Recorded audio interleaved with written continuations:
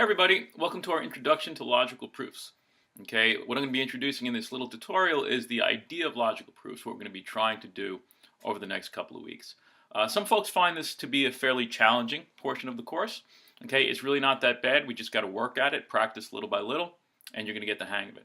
Okay, now why are we going through this? Well, the whole purpose of this next unit is to increase your facility with deductive arguments. Now, we've already done some of the work in that we've worked on translation, right? We've learned how to look at ordinary language and translate it into operators and symbols. Now, why have we done that? Well, we've seen already deduction is all about patterns, right? We want to be able to look behind the words, in a sense, in an argument, and understand the logical patterns that are at work. So we've already seen, okay, in class, that some patterns are good. They're always good. They're always valid, right? And we've seen a couple of those, and we've even got names for them, right? We've seen other patterns are always bad.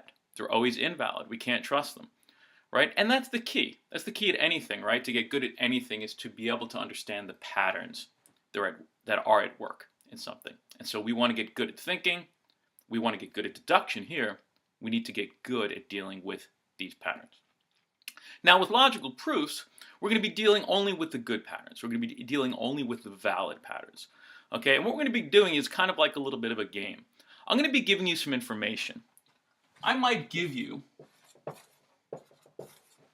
2 or 3 givens. Okay, it could be any number, it could be smaller, it could be more. Okay, but I'll give you 2 or 3 things that you can assume to be true, right? So maybe I might tell you something like this. If A is true, then B must be true. Okay, I might tell you that B turns out to be false. Okay, and then I might tell you that if not A is true, then C has to be true, right? These are premises, right? You're going to take these as givens. And then what I'm going to do is I'm going to give you a goal. Okay, I'm going to tell you the answer in a sense. I'm going to tell you what you could demonstrate using our valid patterns.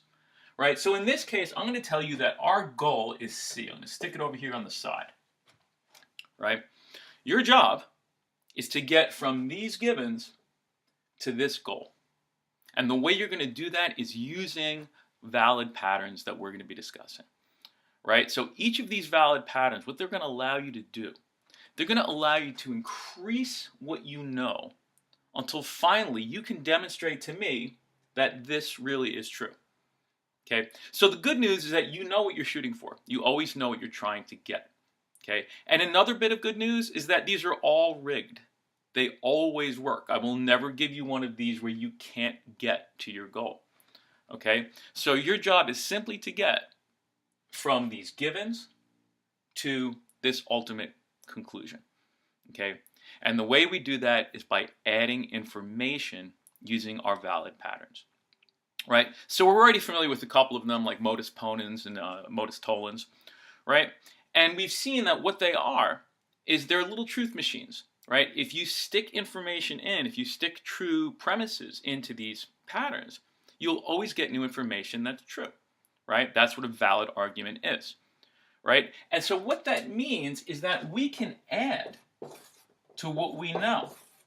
We can add to what we know because we're only going to use valid patterns. And then what we get in our additional lines is just as certain as anything that we started with. Okay? So I'm not going to do a proof right here. I'm simply going to point out that our goal is to get from our givens to our conclusion. And what we're going to be doing is adding information in these lines. Okay?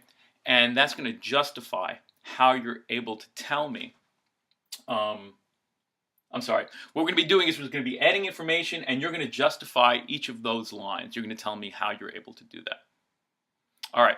So our next video is going to be on modus ponens, and after that, modus tollens, and then we're going to have some new valid patterns. Okay. So the first 2 will be sort of introductory and give you a sense of how these proofs work.